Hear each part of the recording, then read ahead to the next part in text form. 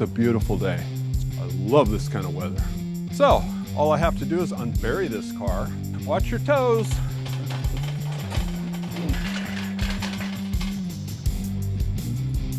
I love this forklift.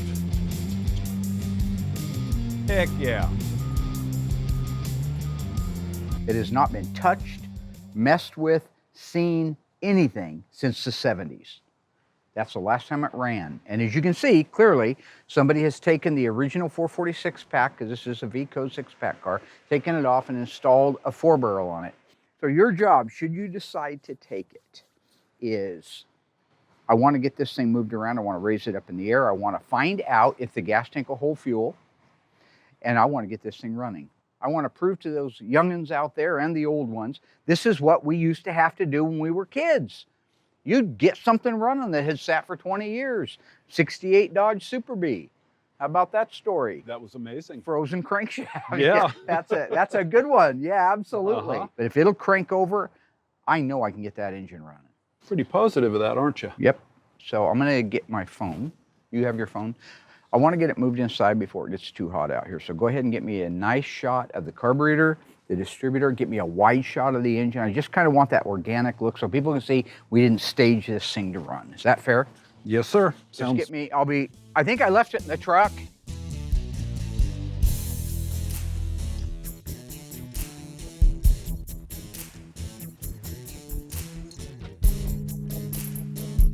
Oh yeah, I think, here it is.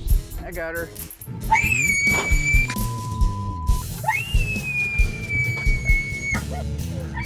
All right. Sick of that, Mark. Strike to me! Beneath the fog, behind the rust, sometimes they come back. There's only one internationally recognized Mopar master, Mark Warman, joined by his friends, family, and dream team, the Ghouls. Nobody wants to take on the stuff that we take on. Reviving the past. 100% untouched survivor. Resurrecting the icons of American muscle. We are the Shaolin priests of Mopar. Uncovering stories. It's the baddest car we have here. And restoring dreams. The most iconic muscle car on the planet. Putting cars back where they belong. On the road. Here we go! Beyond a passion. Oh, that's wild. One man's obsession. With Mopar perfection. This is Graveyard Cars.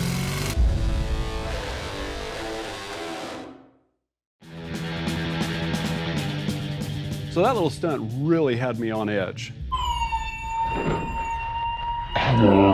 We have the little DVD player in the tow truck, and one of my favorite movies is, of course, The Langoliers, Stephen King based novel. And for whatever reason, something's wrong with Dougie, and he doesn't appreciate it the way that I do. God, I hate that movie. So, like, he hates Craig Toomey. He thinks Craig Toomey is this hater. Hates him. Hates the movie, hates the guy. So tired of that. I used to love The Langoliers, but Mark plays this movie every time we get in the rollback, and he backs it up to where the little girl screams, and I just can't take it anymore. Because I know somebody hates something, I double down on it. So in this particular case, there's a scene in there where the girl screams. Since Doug always puts earplugs in when he's in the truck, at this moment, he's not suspecting it now. Mark loves to make loud noises, and he knows I hate it. Yeah, maybe it is sick, but I personally get a lot of joy out of it, as weird as that is. A lot of joy. Real joy, too. Greg Toomey! Mark is lucky. I was able to bring the Superbird around, put it up on the hoist so we can inspect it.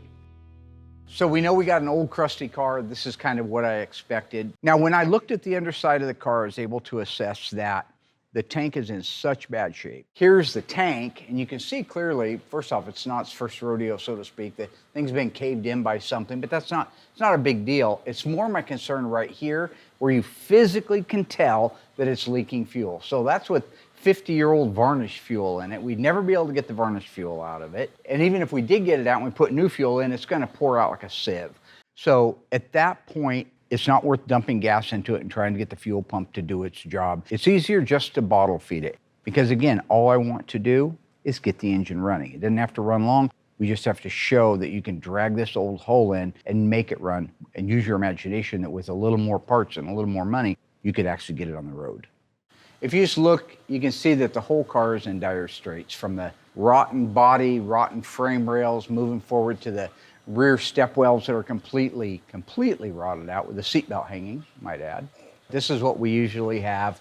Rotten main floors, floors that you can put your feet through like Fred Flintstone. Headers that have apparently over the years rotted completely off of the car, and at the collector point, this is not cut with a torch, this is broken off from rust. I don't know if I've ever seen that before. So with that, I'm gonna let Doug lower it down and put a compression gauge on it and see if we can get this thing to crank over and create any kind of compression at all.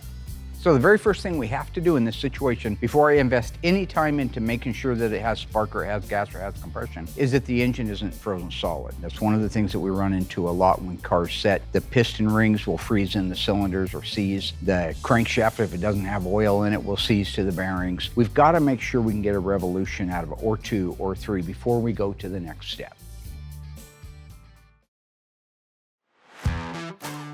All right, we got the A-team here getting ready to see if this thing will crank over. Doug, the first thing I would like you to do, Royal, should you assist him if he needs it? If not, cheer him on. I want to put a breaker bar in a socket. What size is that socket? 1 1/4. Can I go look at it first? 1 3/16? Sure, go look at it. 1 3/16? Picks it up every single day and uses They're it not all the every same. single day. Royal wins. 1 3/16. 1 1/4. 1 1/4. Royal got it. My bad. Most everyone knows me already. I've been here since the beginning. But for those who don't, I'm Royal Yoakum. I'm Mark's best friend. Mark and I have been friends since we were 14. He used to cut high school and go over and work on motorcycles at his house.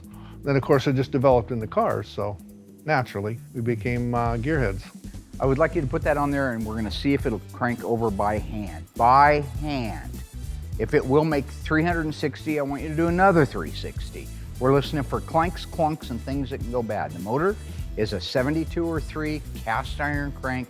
Nobody cares about it. This is more for fun, to see if the old A-team can get a car running. I like working with these guys because I don't get a chance very often to come over and spend time and actually work on something. So yeah, we had a blast. It reminded me of old times.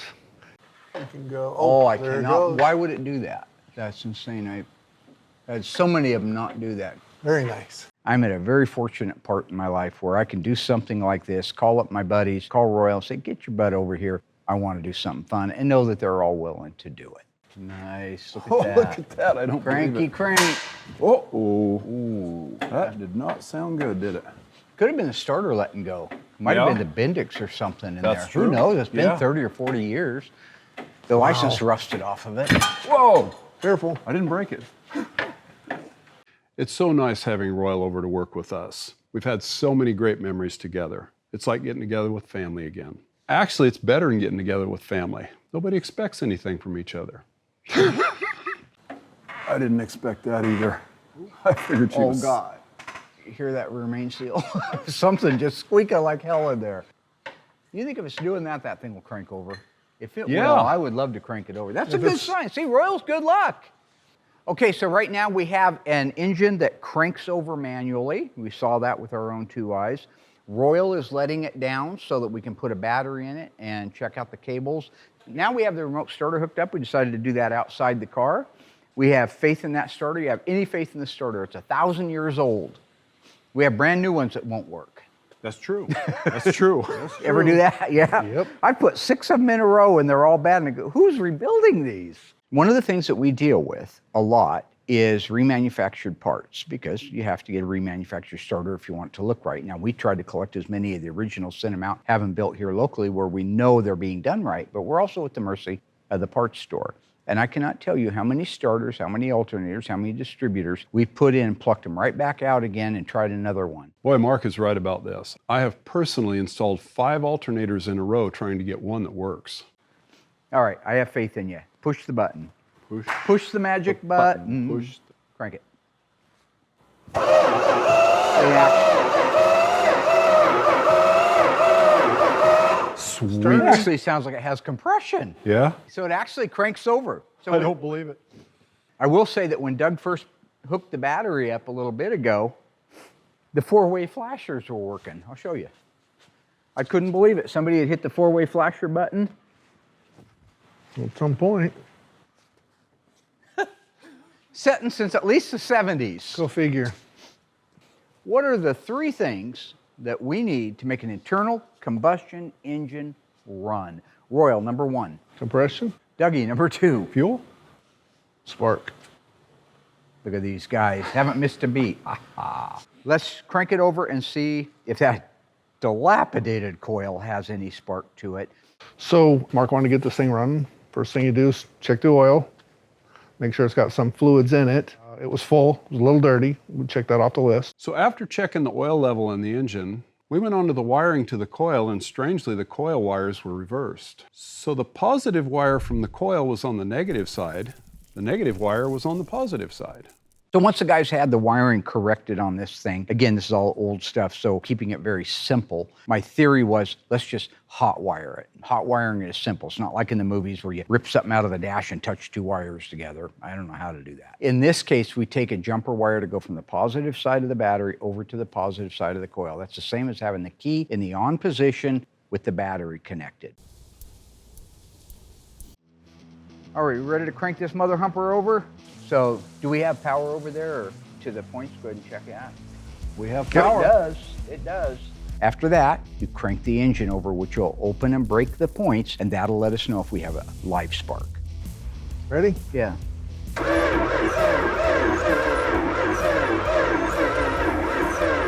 Yep. Okay, let's add some. Let's see what we got. We got spark. Oh, I love fuel. I love fuel. Hook Yes, that wire you up, do. want some gas on that? I'm just kidding.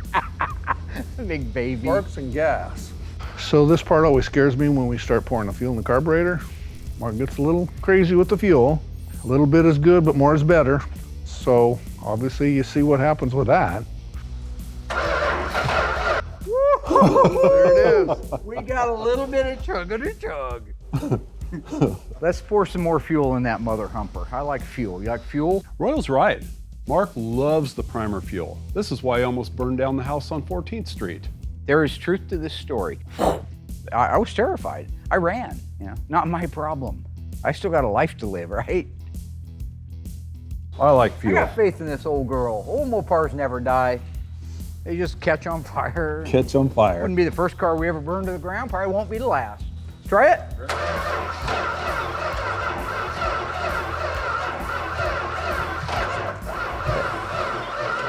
That's as close to crazy as you can get. Did it even fire? Yes.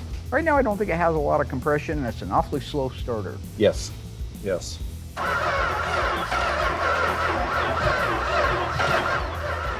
Hear that? Got some valves hanging open still, probably because everything's dry. Probably not even pushing the lifters much. So the problem with the dry engine means it hasn't ran in a long time. There's no oil circulating throughout the engine. Yeah, there's some in the crankshaft. We checked that down in the oil pan. But what there's not is oil up between the piston rings and the piston and the cylinder wall. And it's that oil that causes the seal. All right, so if you don't have that in there helping with that, then you have very little or no compression. That's number one. Number two is you also don't have lifters that are pumped up because there's nothing to pump them up yet. Not until it runs, not until the oil pump engages. So firing a dry engine is most difficult because you probably have very low compression and valves that aren't working where they're supposed to. But it's okay, it's gaining, we're gaining, yeah. We're gaining.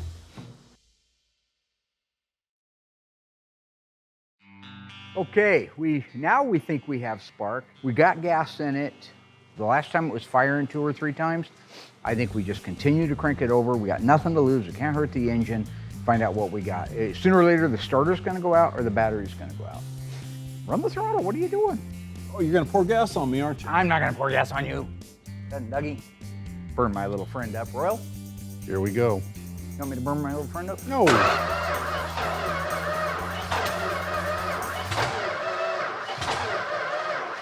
Just hold it open. Come on.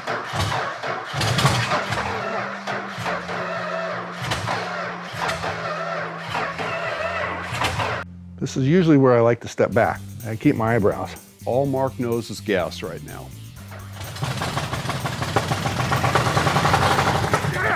Nice. That is an engine that hasn't ran for 50 years, folks. Okay, 40 years. It doesn't matter. It ran. To me, the most important thing is it ran. What is the problem with adding fuel to an engine? It's a necessity. I don't believe You it. cannot kill a 440. You're right, Mark. Okay, I killed 2 of them, but that was because I left them out in the freezing rain and they cracked the blocks. Oh, I got to run it for a few more seconds. I got your guys' prize, your guys' reward waiting on the other side of that door. We're shooting this mother. Woo-hoo-hoo! so this is where he goes completely off the deep end. I'm just kidding. Royal? Nah, I wouldn't set fire to you, dude.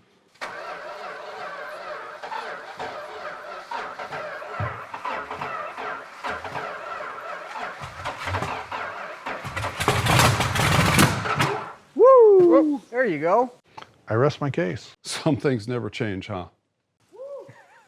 Marky catch Dougie The on good fire. news, it runs. The bad news is it's on fire. Oh, that's fine. Let me get that gas out of there. Remember Fire Marshal Bill? He loved that stuff. I know what the guys do. They talk all the time about this thing that I like to catch things on fire. I believe this may be the only time I've caught something on fire, to the best of my recollection. Wouldn't be the first car we ever burned to the ground, probably won't be the last. I mean, I did catch Darren's car on fire slightly when it would, but it didn't burn to the ground, so that matters. And maybe the Superbird caught on fire or something. Nothing to get scared about. It's not like I burned down somebody's house. They're getting out of control. Yeah, she's on fire. That's very observant, Oh, the gas will Dougie. burn off sooner or later. You know why this stuff doesn't offend me? The people who are saying I'm some kind of a fire bug and I'm obsessed with gasoline are trying to put the very gasoline fire out with paper towels. Let me crank it over and suck some of that down. Hey, she runs. I think it's the gaskets on fire.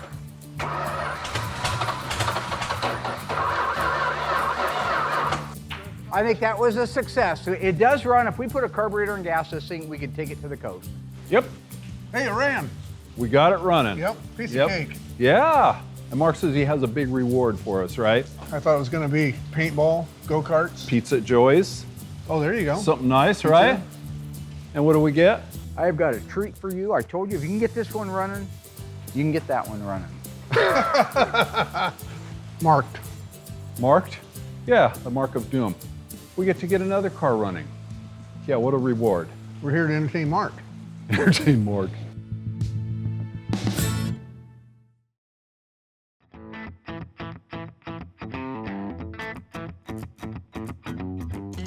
Now, a car that we got in recently is definitely, hands down, maybe my favorite. If not, it's in the top probably 5, because I do say that a lot. But in this case, it really is true. Guy calls me up a year ago, says, hey, I got a Superbird, pretty nice shape, not bad, but it's old restoration. In fact, the interior's all original in the car. Under the hood, I've taken some liberties, as Tony liked to do, chrome this, chrome that. The outside's been painted once, but get this, it's an original, paint code 999, petty blue. They made 43 of them. Why did they make 43 petty blue 1970 Superbirds? Because the king, Richard Petty, number was 43. This Superbird is priceless. The gentleman who owns it had it given to him as a graduation present, and I think it was 1976 or 75 when he graduated high school. That's pretty amazing that he's had it all these years. So there's no price on that. It is numbers matching. It's got the original engine. This guy's been collecting parts for it too. Good parts, back when you could get NOS parts. Original fender tag, though it's been plated, chrome plated, can certainly get that off of there. The interior is as close to mint original as possible. He does have a new kit to put in it, but this one is so beautiful. The car only has 44,000 miles on it. You probably think it's a restored car, but it's not. If you got it up close, what we call a 20-footer. Looks great 20 feet away or on camera. But in person, you can see that it's substandard bodywork, substandard paint work. Doors don't fit like they should. Deck lid doesn't fit like it should. Nose cone doesn't fit. It's the kind of car that's very worthy of restoring. I'm glad I've got an owner that wants to have it restored. My goal would be to make this car look better than it ever did when it left the assembly plant, the conversion plant, and have it back in time for him to spend another decade enjoying it. So why not take the opportunity? We're so close now to fulfilling it. Why not take the time now, do the necessary little things? It ran 20 years ago when it was parked in a garage. We just showed we can get one running that hasn't ran in 40 years. It was parked out in a swamp. So we get this one running. The ultimate reward, the payoff, is the three amigos get a tool around Springfield in a real life Petty Blue Superbird. I think that's a fantastic payoff.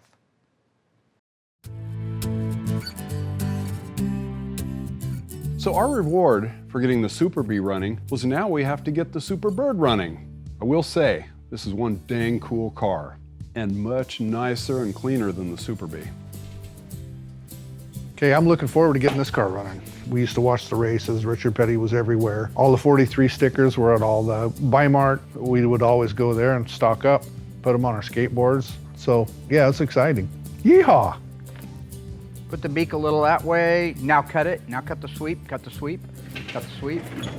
Giggy-gag, giggy-gag. Cut the sweep. Cut the sweep.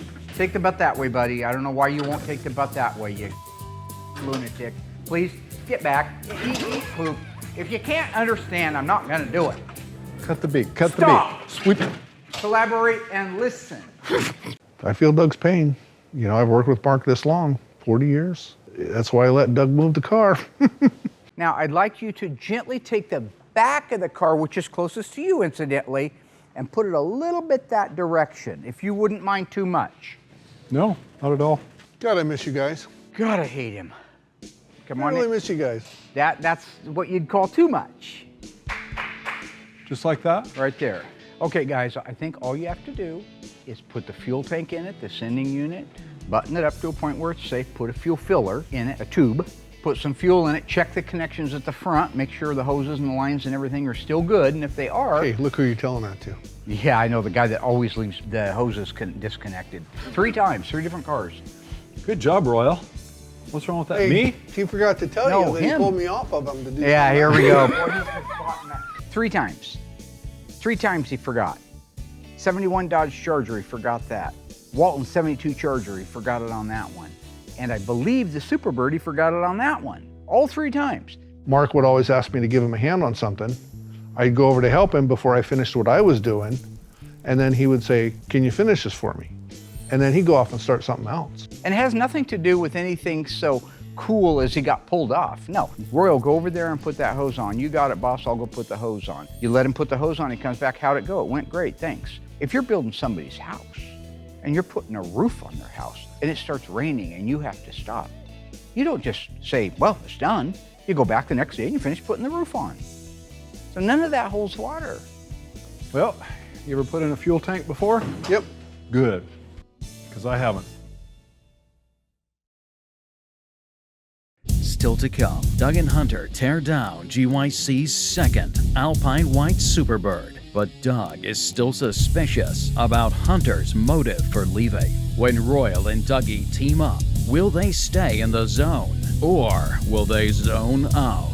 Will a reminiscent Royal relive the fuel line fiascos of his past? And could Mark's obsession with fuel ignite another flame? Now I'm scared. When Graveyard Cars returns.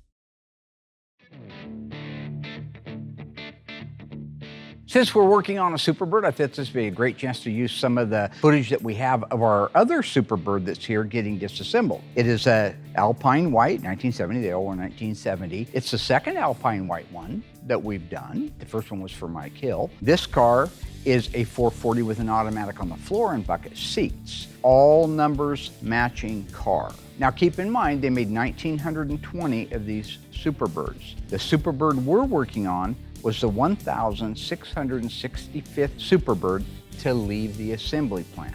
Mike Hill's car that we did back in the day was the 1,244th car, actually left the assembly plant before this one did. And it doesn't matter what the VIN sequence is on these cars, folks. You could have one with a much lower VIN but delivered at the end of the run, or you could have one that came through really, really quick and got out before half of the ones that should have got out, because they were putting them together as they had the parts and as they had the pieces and the demand on them. I miss working with Hunter. Recently, he moved away to Idaho to go to school, and he's doing great. This Superbird is a great example of why I miss him. It took me 6 months to train him to correctly do a disassembly on a car, and I could finally turn him loose on his own. And that's when he let us know he was leaving. Now that I think about it, I wonder if it was being called Bubble Boy pushed him over the ice tray edge. This car has really been a pleasure to get disassembling because it's so complete. It was complete when it came here. It actually ran when it came here. So as you watch him disassemble that car, you realize this is a great car like the blue one is because all of the pieces are there that make it a Superbird. I can't emphasize enough that it's important to document the car as you disassemble it, which we do. We do it both with video, we do it with photographs. The other thing to keep in mind is carefully disassembling a car so as not to damage one of those parts I mentioned earlier. Put it in the right place. Don't make us go look for it later. If you're taking the door apart, put all the door pieces in one tote. If you're taking the dash assembly apart, try to keep everything together. Even tape things to it. It's okay. Write it down that you had it, because it'll be 3 years, 4 years before the car is done. You want a list of what came off of that car. So we're ready to roll. We are. Just get these fuel lines in place. Boy, those last ones were rock hard. I cut that one off. I wasn't gonna pull it off. I'm more into working smarter, not harder. Heck yes. We're getting smarter as we get into There's our that. golden years. There's a song about that, isn't there? Yeah. David Bowie. David Bowie? Golden years. Bop, bop, go. Bop, bop, bop. That's pretty good, Royal. Yeah, Gotta have your own I practice band, at right? home in front of the mirror. It just has to go through here, Royal. Right through there. Okay. And then we're in. You ever put in a sending unit before? Yep. Some people put them in upside down. I've seen it done. Installing the tank is pretty simple. 2 straps hold it in, but you want to put in the sending unit first. So the sending unit actually gives a signal to the gas gauge to tell how much gas is in it. And it also has the pickup tube in it. Royal's a professional. He's done this before. It's been a while. You notice how peaceful it is right now? Everything is calm. Royal and I are getting along. Nobody is insulting each other. I wonder why. I can tell you exactly why.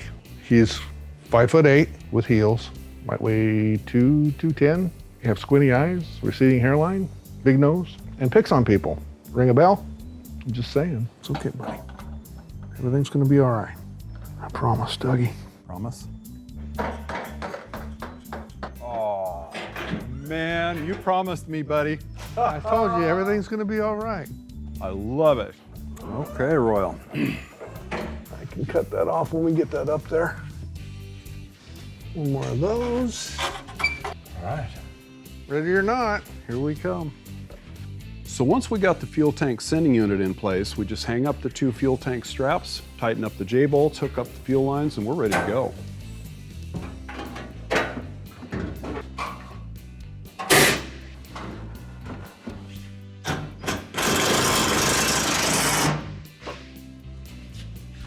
Woof. Looking good.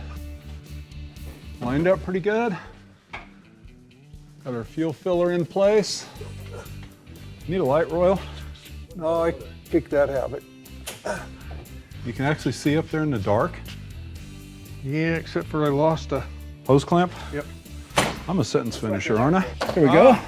You're the man, Dougie. I've always said that. You the man, you the man.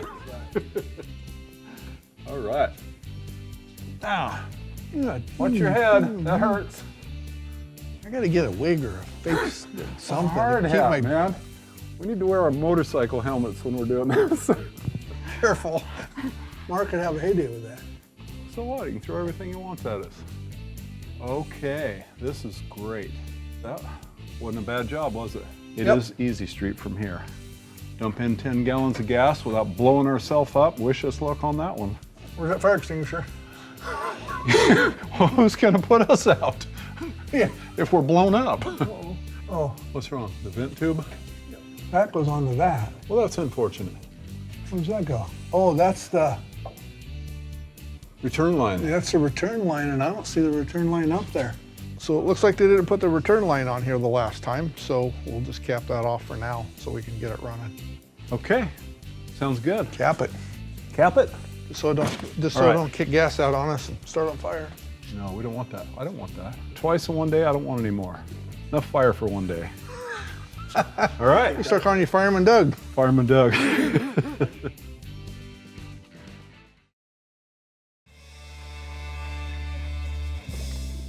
You get a funnel?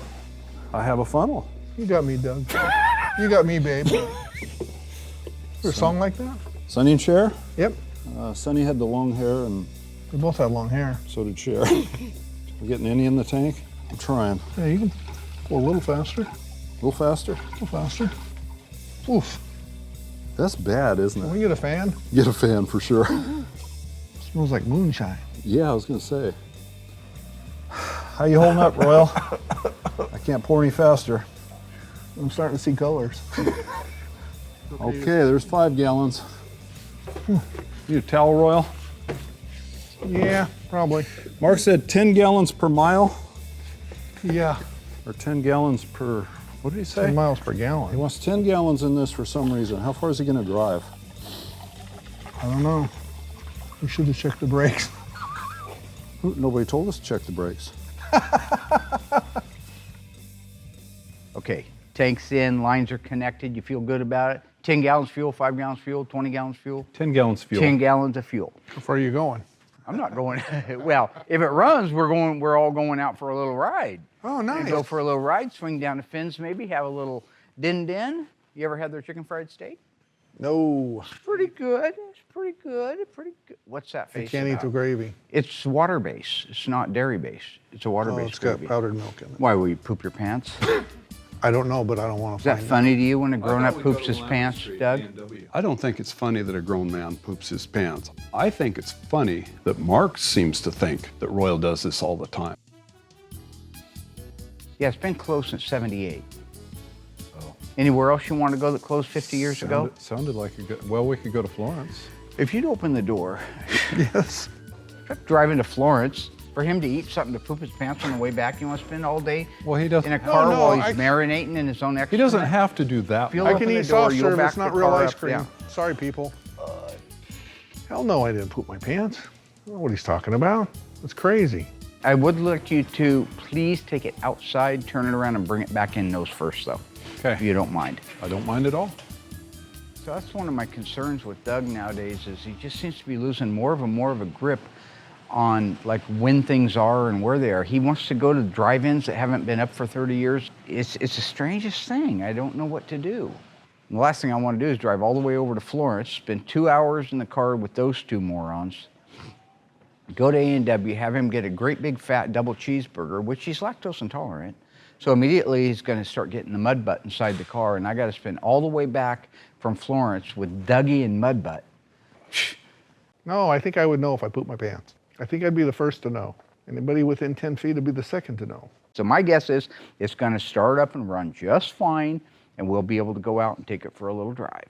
Does that sound okay to you? Sounds just wonderful. Okie dokie. Wonderful. Let's do that. Get Let's me a do it. battery, please. Yes, sir. Hi, Doug. Hi, Royal. No, I'm not, but I wish I was.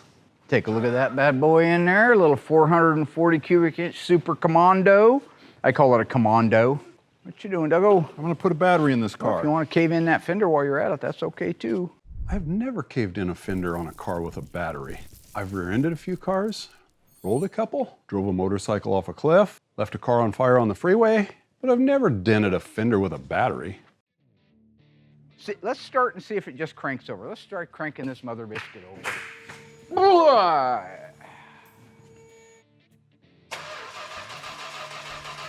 Boy, that sounds good. I think we're gonna be cruising down the highway. What do you think? It does crank over? Royal, what are you looking at? Fuel? Yeah. Why don't we prime it? It's free. Cranked over quick, so it should be able to spin enough to get some spark. Put some fuel in there with it, and it should fire right up. When I say fire, I don't mean Mark's version of fire. I mean fire as in start up. Why are you getting crazy? I just didn't want him to slosh it all over. I didn't want to slosh it all over. I know, that's why I opened the choke. I'm very careful with this stuff. I saw that on the last one.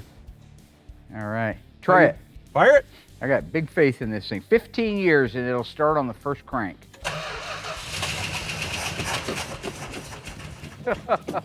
It started. Not bad, not bad. That's great. Try her again. That's amazing. That is amazing. You can't keep a good Mopar down. Beat it. I'm gonna bottle feed you. Go ahead.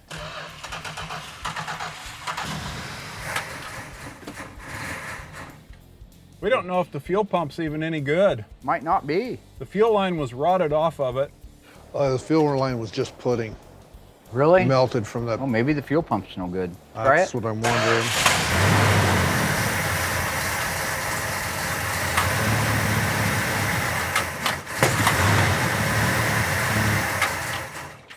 Now I'm scared.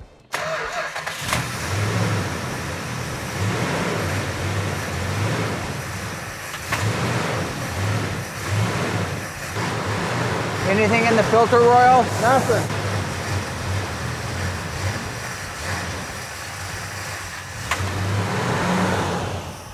And that's almost a pint of fuel right there just running that engine. So guys wonder why these weren't very popular after the gas embargo? That's a great reason why.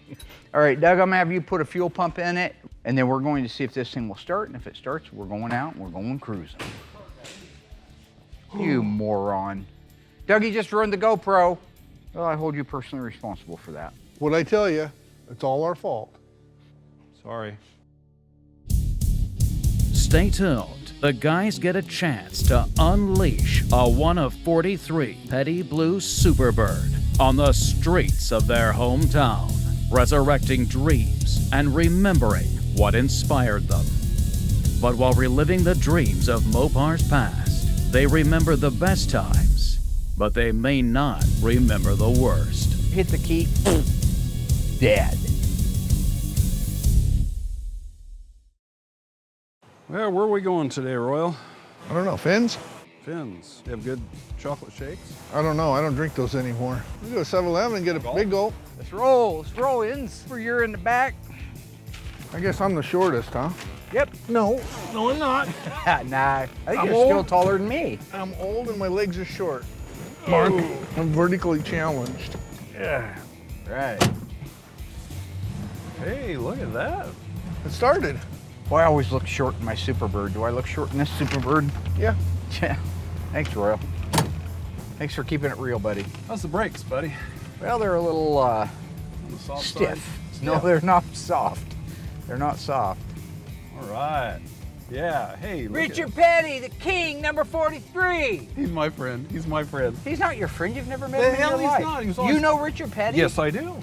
Met him years ago. You saw him on TV. That doesn't make you his friend. You nut job.